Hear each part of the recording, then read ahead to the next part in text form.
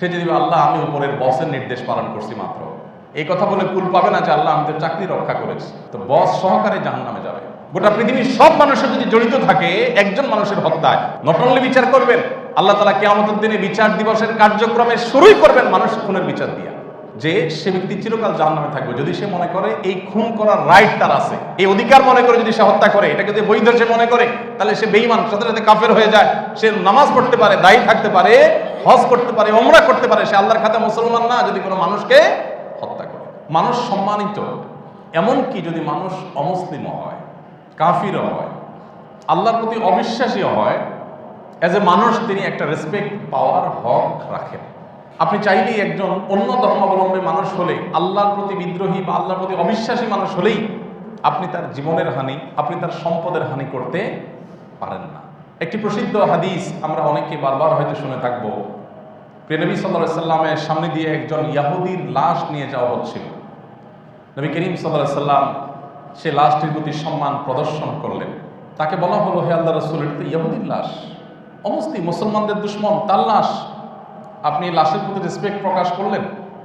তখন নবী করিম সাল্লাল্লাহু আলাইহি সাল্লাম বলেছেন, আলাইসাত নাফসা, এই লাশটি কোনো মানুষ নয় কি?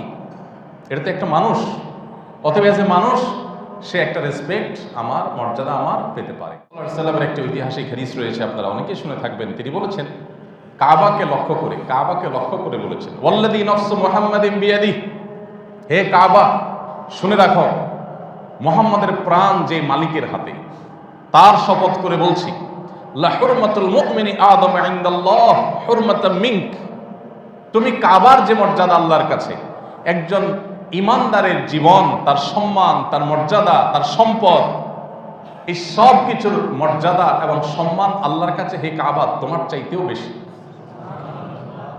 অবলীলায় আজ আমরা আমাদের সেই সহজাত, আমাদের সেই মুসলিম ভাইদেরকে বা মানুষ হিসেবে আমরা যারা পৃথিবীতে আছি, মানুষ ভাইদেরকে আমরা অসম্মান করি, অপদস্থ করি, মিথ্যাচার করি, মিথ্যা ব্লেম দেই, মিথ্যা ট্যাগ লাগাই, তাদেরকে খুন করি, তাদের রক্ত ঝরাই, তাদের সম্পদের হানি করি।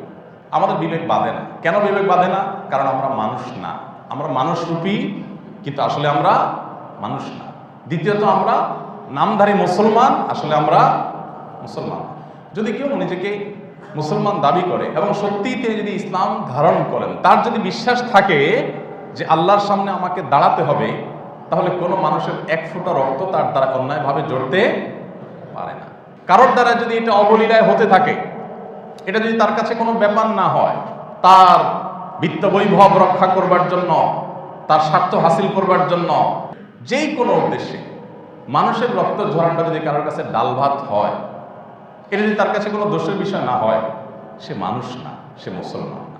আজ আমাদের সমাজের চতুর্দিকে যদি তাকান, এই সমস্যাটা আপনি দেখবেন গোটা সমাজকে আজ গ্রাস করে ফেলেছে। গোটা সমাজে আজ এই সমস্যা ছেয়ে গেছে। প্রতিটা মানুষ স্বার্থের জন্য নিজের আপন ভাইকে পর্যন্ত মানুষ শত্রু হিসাবে ট্রিট করে তার জীবনহানি করতে মানুষের বিবেক বাঁধে না। এরকম পরিস্থিতি হয়েছে কি হয়নি?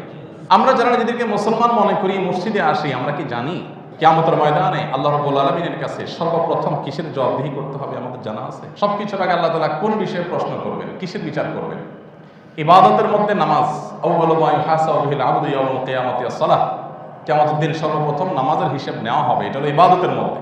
কিন্তু মানুষের অধিকার সংশ্লিষ্ট অন্য সব বিষয়, ইবাদতের বাইরের সব বিষয় আল্লাহ তাআলা যে বিচার করবেন, সেখানে সর্বপ্রথম শুরু হবে মানুষের খুনের বিচার দিয়ে, যে মানুষের খুন কে করেছে। আপনি নিজে খুন করেছেন অথবা খুনির সহায়তা করেছেন, সাহায্য করেছেন, সমর্থন করেছেন, সাপোর্ট করেছেন, ইনিয়ে বিনিয়ে সেটাকে বৈধ করার চেষ্টা করেছেন, সমান অপরাধী, দায় সমান। নবী করিম সাল্লাল্লাহু আলাইহি ওয়াসাল্লামের একটা হাদিস, গায়ের পশম দাঁড়িয়ে যাওয়ার মতো। আমরা অনেকে হয়তো আগে শুনে থাকবো। দুনিয়ার আদালতে, পৃথিবীর সব দেশের আদালতে একজন মানুষ খুন করতে যদি 10 জন 5 জন মানুষ জড়িত থাকে, সাধারণত সরাসরি যে খুন করে, সরাসরি যে গুলি করে, সরাসরি যে ছুরি মারে, এরকম যারা, তাদেরকে হয়তো সর্বোচ্চ শাস্তি দেওয়া হয়, চরম শাস্তি দেওয়া হয়, মৃত্যুদণ্ড যেখানে আছে সেখানে মৃত্যুদণ্ড দেওয়া হয়। আর যারা সহযোগী ভূমিকায় থেকেছে, সরাসরি প্রত্যক্ষভাবে সে এই খুনের সাথে জড়িত ছিল না, তাদেরকে সাধারণত বিভিন্ন মেয়াদে সাজা দেওয়া হয়, যাবজ্জীবন দেওয়া হয়, কারাদণ্ড দেওয়া হয়। আমরা কি জানি নবী করিম সাল্লাল্লাহু আলাইহি সাল্লাম বলেছেন, একজন নিরপরাধ মানুষ হত্যা করার জন্য যদি গোটা পৃথিবীর সমস্ত মানুষ জড়িত হয়, এটা লিটারালি হয়তো সম্ভব না, সব মানুষ একজনকে কিভাবে খুন করবে।